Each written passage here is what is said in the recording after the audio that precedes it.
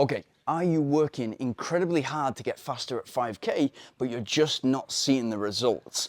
Are you putting all the effort in, but you're just not getting that time that you feel that you deserve? I work with athletes to help them get faster.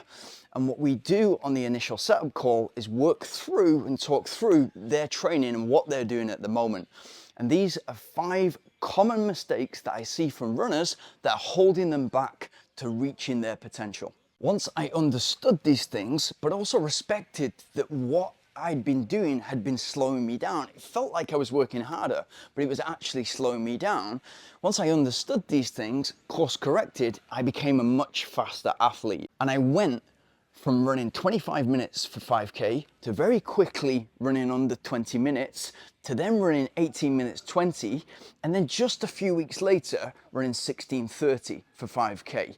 And now I've got to a point where I can do series of 4 times 5K in 15:50 because I understood these things, and that has crossed into all of my other running. But before I get into this, just over a week ago, so I'm a day or two late, I said that, okay, if you comment below in the comments, I will pick one of the comments and I will send you a t-shirt. And that t-shirt this week goes to Raphael Pinel. I hope I've pronounced your name right. I'll contact you and I will send you a t-shirt.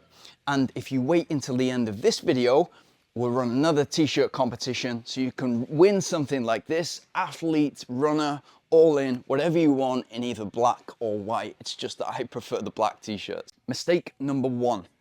A lot of runners are running too many of their runs in the gray zone.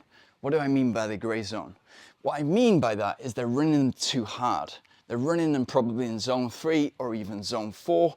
And so they're not letting their body recover, which means when it comes to doing either a fast session or a long run, building the endurance or speed, actually fatigued. And so they can't really hit those sessions hard to gain the super compensation that they should be getting from those sessions. And so they don't move forward fast enough. You get this a lot from people who are running 3-4 runs a week.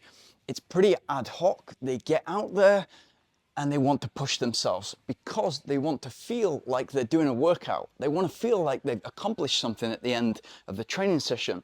What they're actually doing is 3 or 4 times a week, they're running too hard. And so what that will look like is initially, and this is the problem, initially it will work if you're getting into running, because whatever you do in the beginning will work and will push you forward. What it will look like is eventually you will plateau, and much sooner than somebody who's put structure and respects going easy and running recovery runs on the easier days. What it could also look like is because you're never really letting your body recover, you could hit an injury or you could hit an illness, and therefore there's a back step. Mistake number 2, not implementing a speed session. So they don't do an interval session, they don't learn the skill of running fast and getting efficient at running fast, moving over the ground.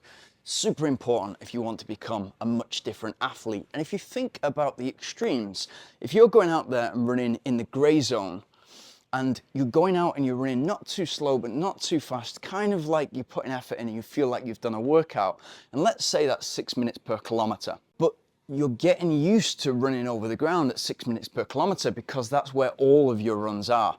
What you're essentially doing is building an athlete, building a runner that's good and efficient at moving over the ground at 6 minutes per kilometer. That's a great opportunity, because if you stop doing all your runs at 6 minutes per kilometer and you start to implement a speed session where maybe initially you can run at 5:30 per kilometer or 5 minutes per kilometer, and gradually insert that skill of moving faster over the ground and then build volume, it's going to make a completely different athlete. That 6-minute runner who's doing all their runs at 6 minutes pace will rock up to a park run or a 5K, put loads of effort in, the heart rate will be super sky high, and they'll maybe run a bit faster than 6 minutes per kilometer because of the competitive nature of it, because they're getting ready for it, because they want it, but they're not going to blast past to 25 minutes or 24 minutes. If you start to implement an interval session and be consistent with that 1 per week on a weekly basis throughout the training schedule, you're going to see a completely different runner.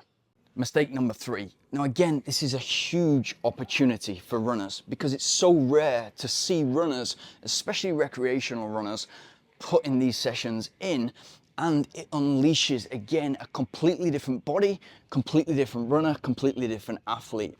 And that's a strength session, and a specific strength session that's going to improve the power of your glutes and hamstring and that relationship, make your quads robust and make your lower leg robust. What essentially you're trying to do is make a powerful running body to a longer stride length and a more robust body that doesn't get injured as much, so that your progress can be more linear and you don't have the setbacks of injury.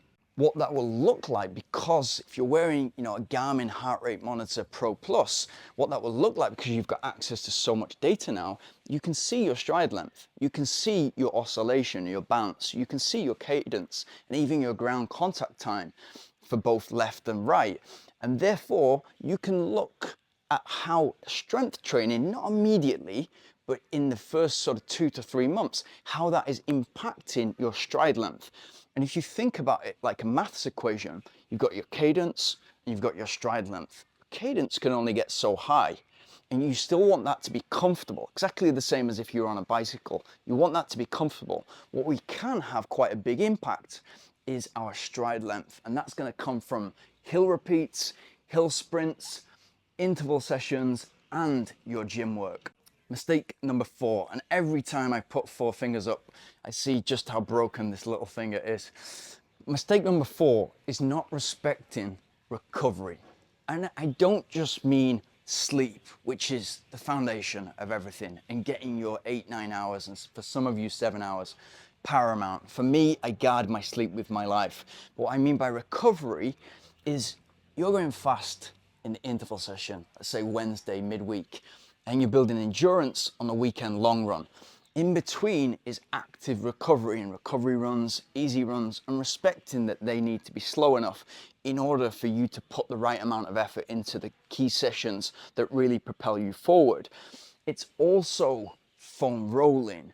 It's also looking after the body in terms of the right diet, the right fueling system for those key sessions, hydration, and the right supplements in terms of making sure that you're not lacking in anything. So treating your body like an elite athlete, that is a big factor when it comes to success, especially when you're trying to run fast in a 5K. Mistake number 5, trying to run your fastest 5K too frequently. And I see this all the time with the All In Run Club, and people get competitive with everybody else and competitive mainly with themselves. And so they want to see progress on a regular basis, and they feel like 7 days is enough to then see progress. And even just last weekend, I got a great couple, and they watch this channel, so they will definitely listen to this. On the Sunday, they tried to go sub 20 minutes and tried to run PBs, and it just almost worked but didn't quite work. On the Tuesday, they went out again and tried to run as quickly as they can. And as a coach, I'm like, it's absolutely not the thing to do. But if you're enjoying it, fantastic. What it will mean is if you're trying to run fast reasonably sort of every week, it's not enough time for you to absorb the training and really absorb the interval work and the long run and build that different athlete. If you really love parkrun or your weekly 5K, then you can build that into a training session. And that might look like a long run or an interval session. Very easy to do that. I've got lots of videos on that. What I'd suggest that you do is try to run your fastest 5K every 3 or 4 weeks. The longer you leave that, the more training you let soak in, naturally the better you're going to become. And the way I look at it is, if your personal best is currently 25 minutes and you can run 8-minute miles or 5 minutes per kilometer, instead of trying to shave 10, 15, 20 seconds off, try to take 10 seconds off each kilometer. So try to improve 50 seconds on your 5K. And to do that, you're going to need weeks in order for you to become efficient and effective at moving over the ground 10 seconds per kilometer faster. A lot of that is going to come from the intervals. I hope you got something from that. But let me know in the comments below, and I'll give the best comment a t-shirt. I'll send you a t-shirt and you can choose whether you want the athlete t-shirt, the runner t-shirt, the all-in t-shirt, or one of the other t-shirts. But let me know, what is your current 5K time and what is your dream time?